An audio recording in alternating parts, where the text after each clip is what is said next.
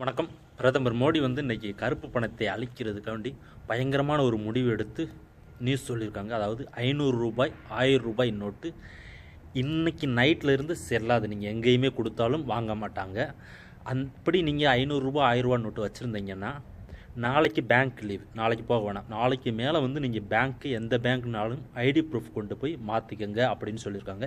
இதன் மூலியமாக நிறைய கள்ள நோட்டுகள், அதாவது பாகிஸ்தானில் அங்கிட்டு இங்கிட்டு கள்ள நோட்டு அடித்து வெளியிட்டதெல்லாம் தடை பண்ண முடியும். நிறைய கருப்பு பணம் பதுக்குனதெல்லாம் வெளியில் கொண்டு வர முடியும் அப்படின்னு சொல்லியிருக்காங்க. அதே போல் இந்த பணம் மாற்றுறது டிசம்பர் 30ஆம் தேதிக்குள்ளே எல்லோரும் 500 ரூபாய் 1000 ரூபாய் கையில் வச்சுருந்தீங்கன்னா மாற்றிக்கங்க அப்படின்னு ஒரு அப்டேட் சொல்லியிருக்காங்க.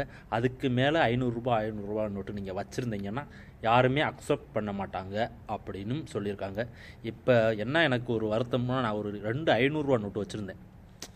ஏர்போர்ட்டில் இறங்கி டாக்ஸி டிரைவருக்கு கொடுத்து போகிறதுக்காண்டி. ஏன்னா அங்கே பார்த்தீங்கன்னா டாலரில் மாற்றினோம்னா அதிகமாக காசு கேட்பாங்க. 60 ரூபா, ஒரு டாலர் 60 ரூபானா 30 ரூபா 40 ரூபாய்க்கு வாங்குவாங்க. அதனால 2 500 ரூபா நோட்டு வச்சுருந்தேன்.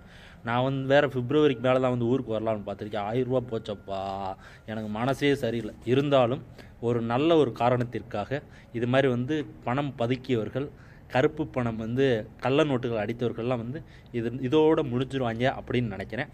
2000 ரூபா நோட்டு வெளியில் விட போகிறதா ஒரு நியூஸ் வந்திருக்காங்க.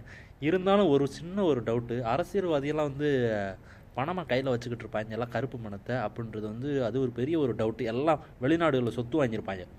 அந்த காசெல்லாம் எப்போ கொண்டு வர போகிறாருன்றது ஒரு சைடு அது ஒரு கேள்விக்குறியாக இருந்தாலும் இந்த ஒரு நடவடிக்கை மிகவும் வரவேற்கத்தக்கது. நன்றி.